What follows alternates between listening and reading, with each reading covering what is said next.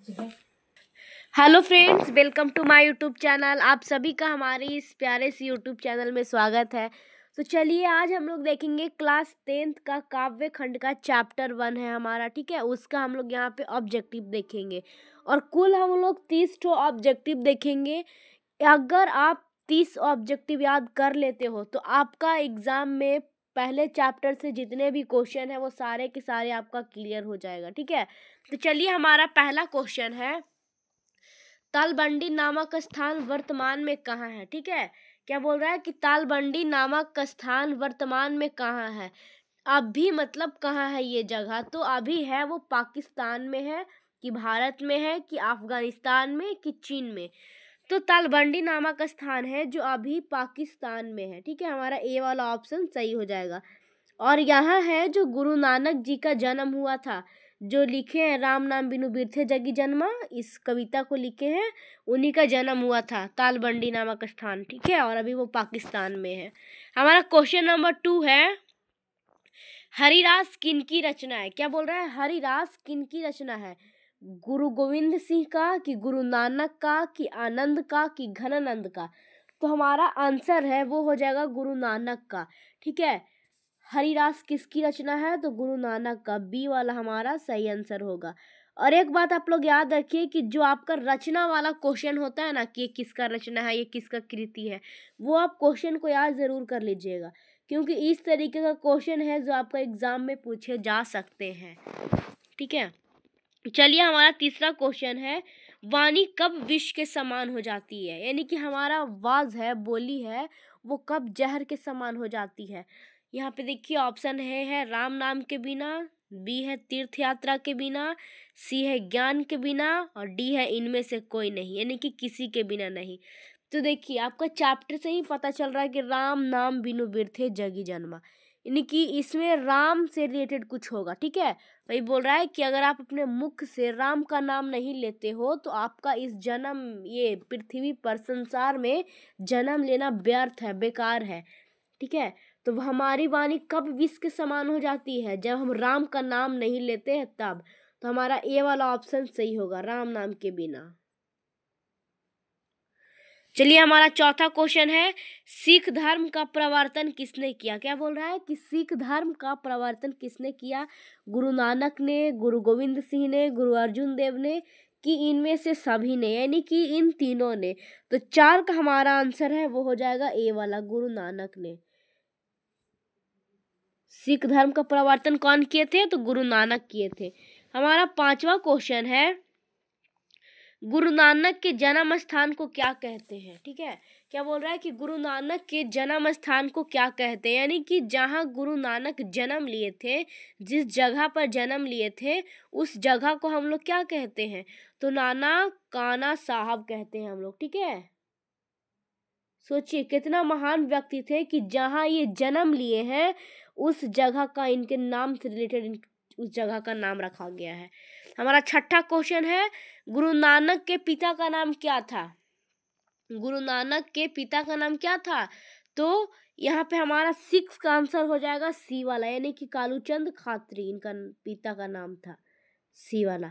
हमारा 7वां है, गुरु नानक के माता का नाम क्या था। तृप्ता, तप्ता, सीता, अनुराधा, इन चारों में से क्या नाम था गुरु नानक के माता का, तो गुरु नानक के माता का नाम था तृप्ता, ये वाला हमारा सही हो जाएगा। और पिता का नाम क्या था, तो कालूचंद खात्री, ठीक है। अभी हम लोग देखें तुरंत। चलिए हमारा 8वां क्वेश्चन है, सिख धर्म के प्रवर्तक थे, यानी कि सिख धर्म के प्रवर्तक कौन थे। अभी हम तुरंत ये क्वेश्चन को देखिए, 6 या 7 में शायद था क्वेश्चन कि सिख धर्म के प्रवर्तक कौन है, तो गुरु नानक, बी वाला हमारा सही हो जाएगा 8 के। 9वां क्वेश्चन है, किस मुगल सम्राट से गुरु नानक की भेंट हुई। यानी कि मुगल सम्राट थे वो बहुत सारे थे, लेकिन उनमें से किससे भेंट हुई थी गुरु नानक की। अकबर से कि शाहजहां से कि औरंगजेब से कि बाबर से। तो 9 का हमारा हो जाएगा यहाँ पे डी वाला, यानी कि गुरु नानक की भेंट जो हुई थी, मुलाकात हुई थी, वो बाबर से हुई थी, ठीक है। किससे हुई थी, तो बाबर से, डी वाला हमारा सही हो जाएगा। 10वां क्वेश्चन है, गुरु नानक के रचनाओं का संग्रह किसके द्वारा किया गया? यानी कि रचना लिखे तो थे गुरु नानक, उनका रचना तो था, लेकिन उसका संग्रह कौन करवाया था, किसके द्वारा किया गया था?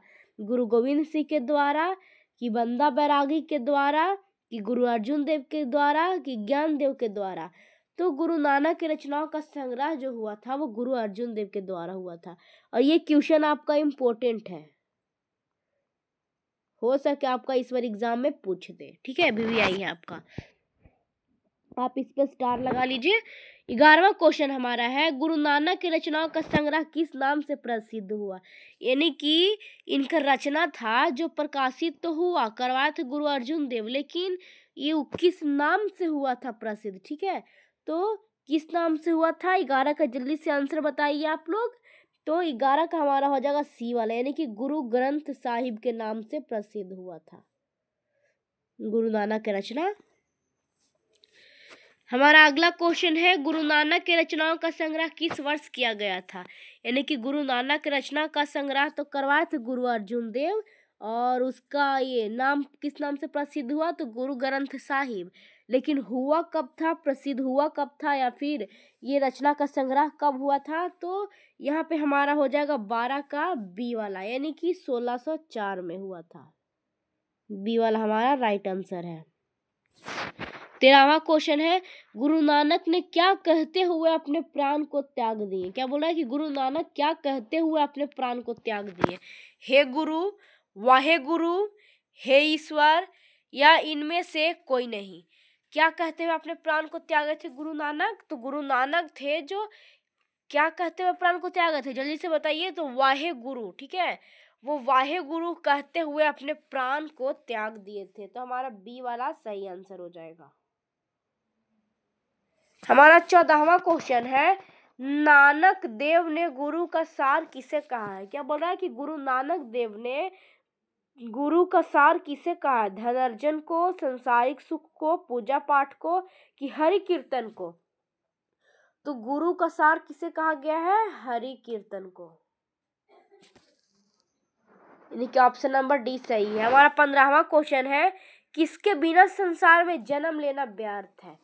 यश के बिना, दान पुण्य के बिना, भगवत नाम के बिना, या इनमें से सभी के बिना? क्या बोल रहा है कि किसके बिना जन्म लेना इस संसार में व्यर्थ है?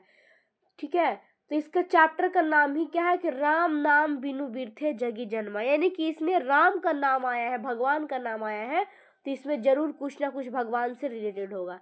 तो किसके बिना यहाँ पे हो जाएगा हमारा? भगवत नाम के बिना। अगर आप इसका नाम नहीं लेते हो तो आपका इस संसार में जन्म लेना ही व्यर्थ है। 16वां क्वेश्चन है, हरिरास किसे कहा गया है? क्या बोल रहा है कि हरिरास किसे कहा गया है?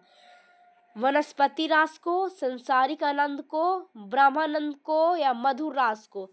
तो हमारा 16 का है वो कौन वाला हो जाएगा? 16 का हमारा सी वाला, ब्रह्मानंद को क्या कहा गया है? हरिरास कहा गया है। 17वां क्वेश्चन है, गुरु नानक किस भक्ति धारा के कवि हैं? किस भक्ति धारा के कवि हैं गुरु नानक? तो निर्गुण भक्ति धारा के कवि हैं, ये वाला। 18 है, आशा दीवार किसकी रचना है? क्या बोल रहा है यहाँ पे? आशा दीवार किसकी रचना है? गुरु गोविंद सिंह की, तेग बहादुर सिंह की, गुरु अर्जुन देव की, या गुरु नानक की? तो हमारा 18 का है वो डी वाला हो जाएगा, गुरु नानक की। हम आपको बार बार बोल रहे हैं कि जो आपका रचना वाला क्वेश्चन है, कृति वाला क्वेश्चन है, वो उसको आप एकदम रट लीजिए, एकदम अपने माइंड में डाल लीजिए, क्योंकि एक दो ही क्यों ना पूछे, लेकिन आपका हमेशा पूछता ही पूछता है। ठीक है, इस तरीके का क्वेश्चन, रचना वाला, कृति वाला। फिर है कि गुरु नानक का जन्म कब हुआ था? 1467 में, कि 1468 में, कि 1469 में, कि 1470 में? ठीक है, कब हुआ था उनका जन्म? तो 1469 में, सी वाला सही आंसर होगा। बी है हमारा, क्वेश्चन नंबर 20 है हमारा, कि सुलक्षणी कौन है? क्या बोल रहा है कि सुलक्षणी कौन थी? सुलक्षणी कौन थी गुरु नानक की? गुरु नानक की माँ थी, कि गुरु नानक की बहन थी, कि गुरु नानक की पत्नी थी, कि गुरु नानक की मौसी थी? कौन थी सुलक्षणी? तो गुरु नानक की पत्नी थी। कौन थी? गुरु नानक की पत्नी थी, सी वाला। और जबकि गुरु नानक के माता का नाम क्या था? तो तृप्ता। और पिता का तो कालूचंद खात्री। और यहाँ पे ये बहन के बारे में जिक्र नहीं किया गया है और मौसी के बारे में भी जिक्र नहीं किया गया है, तो हम लोग इसका नहीं देखेंगे। क्वेश्चन नंबर 21वां है, गुरु नानक की रचना है, यानी कि यहाँ पे 4 ठो आपका ऑप्शन दिया हुआ है। 4 ऑप्शन में आप बताइए कि इनमें से कौन सा रचना है जो गुरु नानक का है। ठीक है, तो अभी हम कुछ देर पहले देखें 8वां 9वां क्वेश्चन में देखें कि आशा दीवार है वो गुरु नानक की रचना है, सोहिला तो ये भी गुरु नानक का है, जब पूजी ये भी गुरु नानक की है। जब तीनों आपका गुरु नानक का है तो चौथा नंबर वाला ऑप्शन क्या है आपका कि इनमें से सभी, तो हमारा कौन वाला सही हो जाएगा, डी वाला सही हो जाएगा, इनमें से सभी। फिर 22वां क्वेश्चन है, कौन पहले संत है जिन्होंने आक्रमणकारियों के विरुद्ध में आवाज उठाई। ठीक है, पहले ऐसा कौन से संत है जो आक्रमणकारियों के विरुद्ध में उनके खिलाफ में आवाज उठाई थी, तो उनका क्या नाम है, जल्दी से कमेंट में फटाफट से बताइए।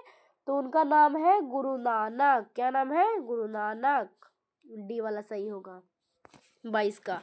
23वां क्वेश्चन है, गुरु नानक का कथन किस कवि के कथन से मिलती है। क्या बोल रहा है कि गुरु नानक के कथन किस कवि के कथन से मिलती जुलती है, रविदास, कबीरदास, सूरदास या तुलसीदास। यानी कि ऐसे कौन से कवि हैं जो अपने कविता को लिखते हैं तो एकदम लगता है कि वही कवि की तरह लिख रहे हैं। ठीक है, तो 23 का हमारा हो जाएगा बी वाला, यानी कि कबीरदास। कबीरदास जिस तरीके से अपने कविता को लिखते हैं ठीक उसी तरीके से गुरु नानक भी अपने कविता को लिखते हैं, इसीलिए दोनों का जो ये कविता है वो मिलता है एक दूसरे से, कथा मिलता है एक दूसरे से। 24वां क्वेश्चन है, गुरु नानक ने किस भाषा में कविता लिखी है। तो गुरु नानक यहाँ पे पंजाबी में भी लिखे हैं, हिंदी में भी लिखे हैं कविता को, तो यहाँ पे आपका ऑप्शन नंबर डी हो जाएगा। ठीक है, ए और बी दोनों, तो अब डी लगा लीजिएगा 24 का। 25वां क्वेश्चन है, सिख धर्म के 5वें गुरु कौन थे। क्या बोल रहा है कि सिख धर्म के 5वें गुरु कौन थे, गुरु नानक, गुरु अर्जुन देव, गुरु अंगद या गुरु रामदास, कौन थे सिख धर्म के 5वें गुरु। तो 25 का हमारा हो जाएगा बी वाला, यानी कि गुरु अर्जुन देव थे जो सिख धर्म के 5वें, सिख धर्म के क्या थे, तो 5वें गुरु थे। 26वां क्वेश्चन है, राम नाम के कीर्तन पर किसने जोर दिया। क्या बोल रहा है कि राम नाम के कीर्तन पर किसने जोर दिया, तो यहाँ पे हमारा 26 का हो जाएगा ए वाला, गुरु नानक ने। किसने जोर दिया था, ए वाला, गुरु नानक ने।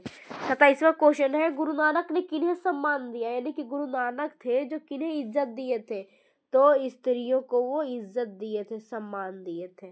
ठीक है, तो आपका ये तो रहा आपका 27 क्वेश्चन, और बस आपका यही टोटल 27 क्वेश्चन रहा। अब हमको ये बताइए कि आपका 27 में से कितना नंबर आया, कमेंट में जल्दी से बताइए।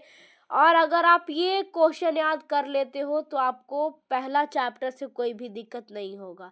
तो आपको वीडियो कैसा लगा कमेंट में बताइएगा, और हमारे वीडियो अगर पसंद आया होगा तो चैनल को सब्सक्राइब और वीडियो को लाइक करना मत भूलिएगा। धन्यवाद।